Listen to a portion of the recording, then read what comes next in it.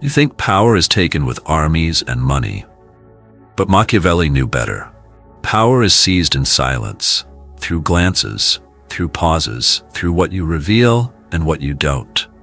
In a world obsessed with broadcasting emotions, those who conceal theirs become kings, because every feeling you show is a weapon handed to your enemy.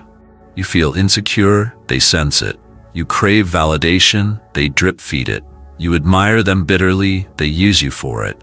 You envy them, they enjoy your collapse. Machiavelli operated in courts where smiling faces hid blades, where a single twitch, a poorly timed compliment, a nervous laugh, meant death. And centuries later, the battleground hasn't changed, it's just evolved. Today it's job interviews, negotiations, group dynamics, online presence. But the principle remains: he who leaks emotion loses leverage. This isn't paranoia, it's preparation. Because you're surrounded by people trained, consciously or not, to pick up your tells and exploit them. So here's your edge. 5 emotions Machiavelli would have warned you to erase from your face, your tone, and your life, if you want to survive with power intact. But not until you're ready to stop playing the fool in someone else's game. You see, most people walk through life emotionally naked, then wonder why they're constantly manipulated. This video isn't just information, it's psychological armor, the kind that separates those who get played from those who pull strings.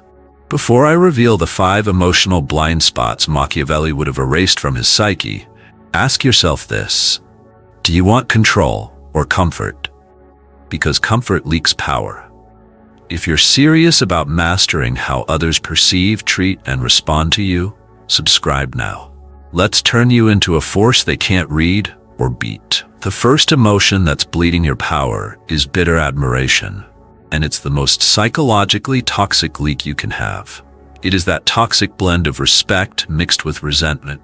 You admire their skill, their power, their position, but deep down, you hate that it's not you. And here's the danger. You think you're hiding it. You're not. It leaks through your micro-expressions. Tight smiles, clipped compliments, comparisons disguised as praise. Oh, you're really good at that? I mean, if I had your resources, I could probably... They catch it. They always catch it. Why? Because this emotion broadcasts 2 fatal signals simultaneously. 1, you're a fan. 2, you're a threat. That contradiction makes you dangerous in the eyes of others. Unpredictable, untrustworthy. In Machiavellian terms, you've shown your hand and your wound. And worse, your opponent now knows you're jealous of what they have, but not bold enough to take it directly. That makes you both weak and disloyal. History is full of ruin forged in bitter admiration. Look at Brutus and Caesar. Respect morphed into envy, admiration soured into betrayal. Or think of modern offices. That coworker who praises the boss's decisions while secretly grinding their teeth, building alliances, waiting for their chance to take the spotlight. They don't hide it well. You can smell it. But Machiavelli would have warned, don't admire what you resent. Don't resent what you admire. Choose one or eliminate both. So how do you kill bitter admiration? You compartmentalize. Pure respect or pure indifference. You either admire without emotion or move on without regret. There is no middle ground in power dynamics. That gray area? That's where the weak burn themselves alive, trying to hold praise and poison in the same hand. Because when you admire with bitterness, you hand your enemy the blueprint to your envy. Bitter admiration may expose your envy, but approval addiction, which is the second emotion, gives them the keys to control you, and it's far more common than most realize.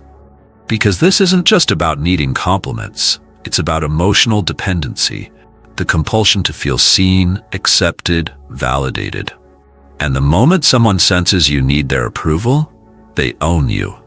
Watch how it plays out. You start over-explaining yourself. You ask permission to speak your mind.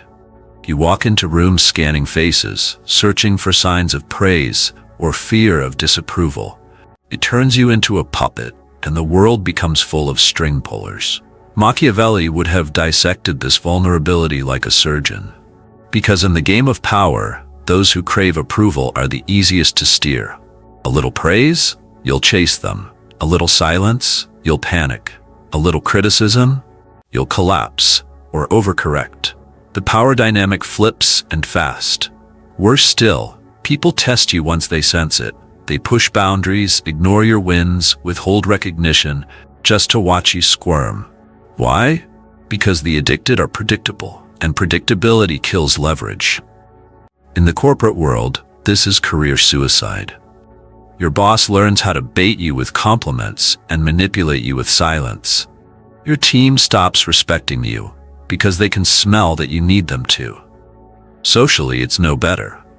Approval addiction invites emotional predators, people who reward you just enough to keep you addicted, never enough to make you feel free. But here's the truth Machiavelli would have whispered behind closed doors. He who needs the applause of the crowd will dance to their rhythm, even when it leads to ruin. So how do you escape this trap? You build internal metrics. You define success privately, by your own standards, not theirs. You detach from praise and criticism alike. You become unresponsive to noise. When approval becomes a luxury, not a lifeline, you become untouchable. Because nothing terrifies manipulators more than a mind that does not flinch when applause fades. If approval addiction gives others control, then wait for the third emotion, the transparent hunger. This emotion is raw, unfiltered need, broadcasted without shame or strategy. And in Machiavellian terms, it is nothing short of suicidal transparency. You've seen it. The job seeker desperate for a yes before the offer is even made. The friend who clings too tightly. The partner who tries too hard. The entrepreneur begging for a deal with wide eyes and loose boundaries. Every twitch, tone, and pause bleeds need. And the moment they sense you want something badly, they make you earn it with your dignity. Transparent hunger signals to the world, I'll do anything. Just don't walk away. Machiavelli would have warned you, never reveal your desperation. He believed appearances must be carefully curated. Not because lies were noble, but because truth without control is weakness. Men judge more by the eye than by the hand. He who appears desperate invites contempt before negotiation. This emotion wrecks your negotiation power. When you walk into a business meeting already emotionally invested, the other side doesn't have to work. They just sit back while you give up terms, compromise values, and chase validation. In relationships, transparent hunger becomes poison. The more visibly you crave connection, the more others recoil. Because in the game of human nature, need devalues itself. The higher your hunger, the lower your perceived worth.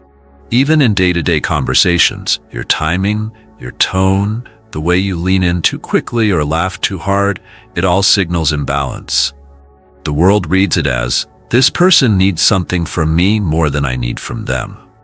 That is the birth of hierarchy, and hierarchy decides who gets manipulated.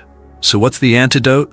Genuine detachment. You don't pretend not to care. You actually reduce your dependency. You condition yourself to walk away from deals, people, rooms, without hesitation.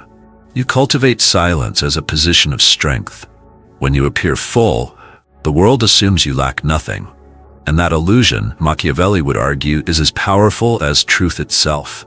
Because in the court of power, the hungriest man always eats last. Transparent hunger exposes your needs.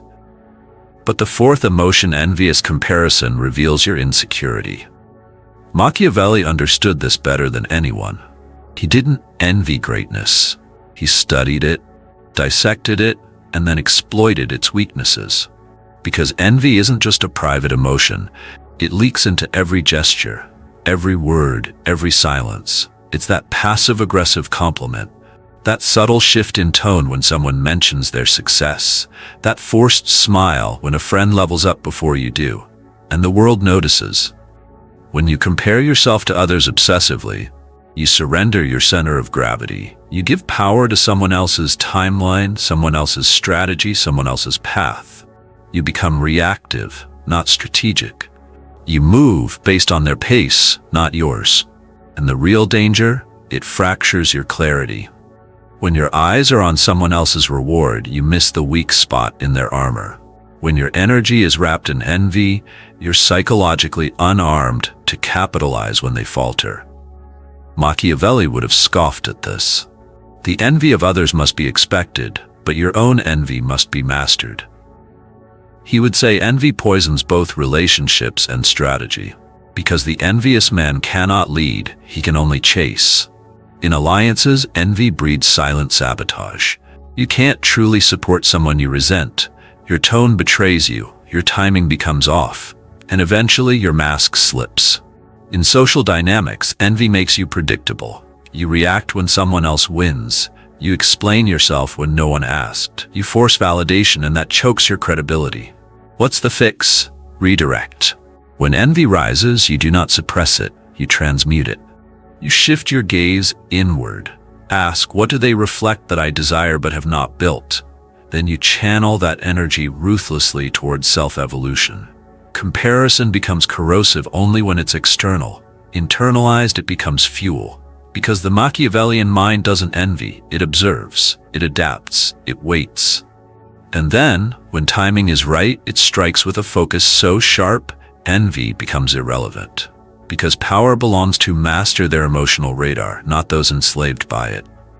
Of all emotional leaks, the fifth emotion, preemptive surrender, is the most fatal. It's not loud, it's not theatrical, it's quiet, subtle, almost polite, and that's why it's deadly. Preemptive surrender is what happens when you kneecap your own authority before the world even has a chance to challenge it. You've heard it. Maybe this is a dumb idea, but I'm probably wrong, but here it is. I'm not really an expert, so take this with a grain of salt. In Machiavellian terms, this is treason against yourself. Why? Because the moment you undermine your own message, you hand your enemies a weapon and say, please use this against me. You signal doubt. And in power dynamics, doubt invites domination.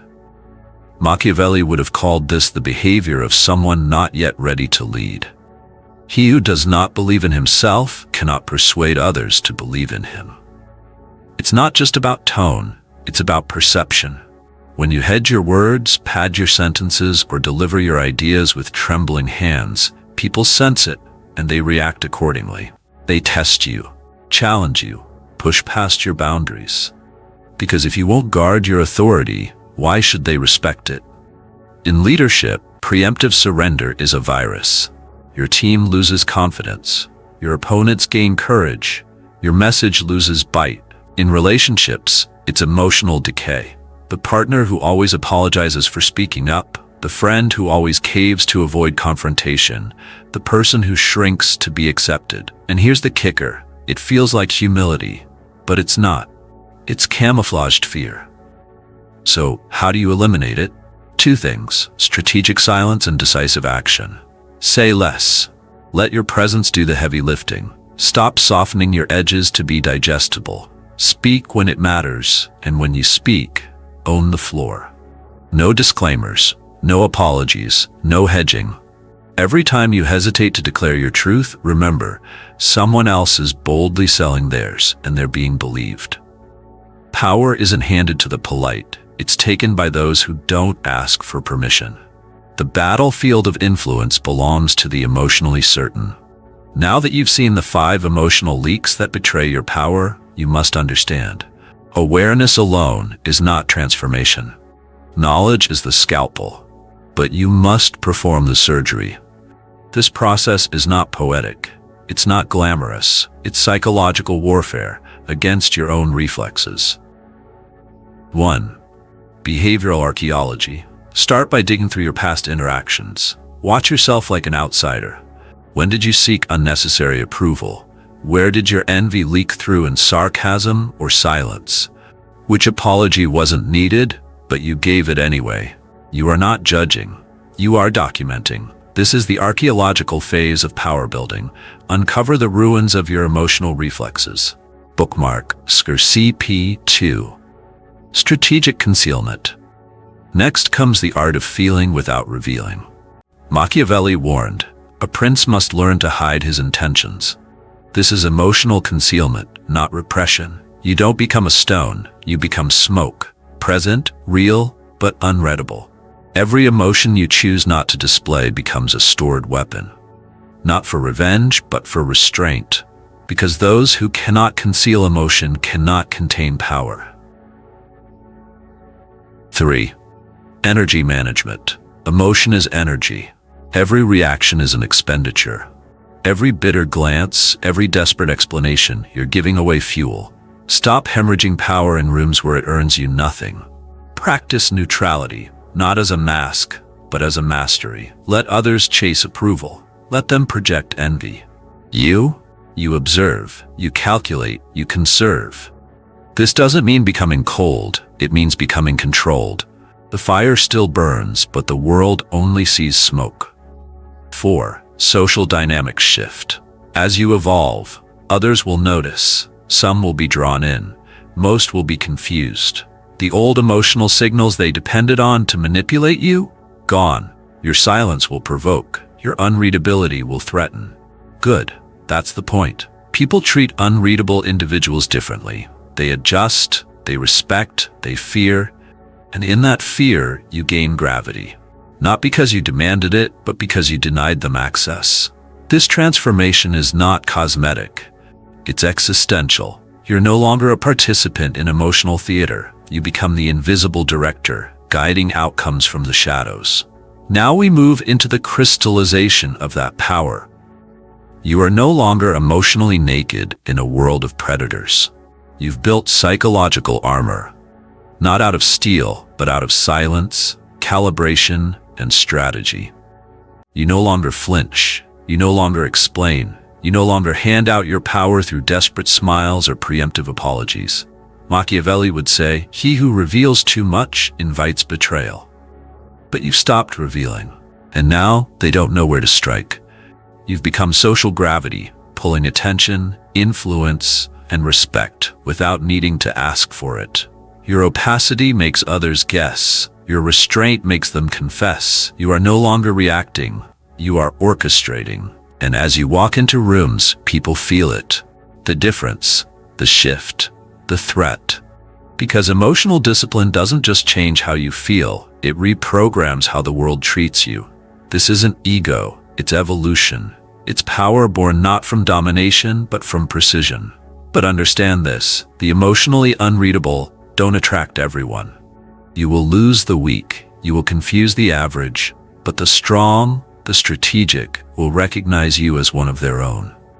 This is the cost of power, and the beginning of your psychological sovereignty. In a world where everyone is performing their pain, confessing their cravings, and advertising their insecurity, opacity is power. Machiavelli knew this before it had a name. He understood that the most dangerous man is the one you can't read, because when people don't know what you want, they can't use it against you. When they can't decode your emotional terrain, they walk carefully around you. You've now seen the blueprint, the emotional landmines Machiavelli would have told you to bury deep. You've been given the map, the strategy, and the awareness. But here's the truth. Knowledge is nothing without application. Knowing your weaknesses changes nothing. Eliminating them does. So ask yourself, are you willing to pay the price for psychological dominance? To sacrifice comfort for clarity? To train restraint like a weapon? Because if you are, what waits on the other side isn't just power, it's freedom. Freedom from manipulation. Freedom from performative living. Freedom from ever again being someone's emotional puppet. You now face a choice. Remain an open book or become a master of unreadable pages. Turn the knowledge into ritual. Turn the ritual into identity. And never let them see you coming.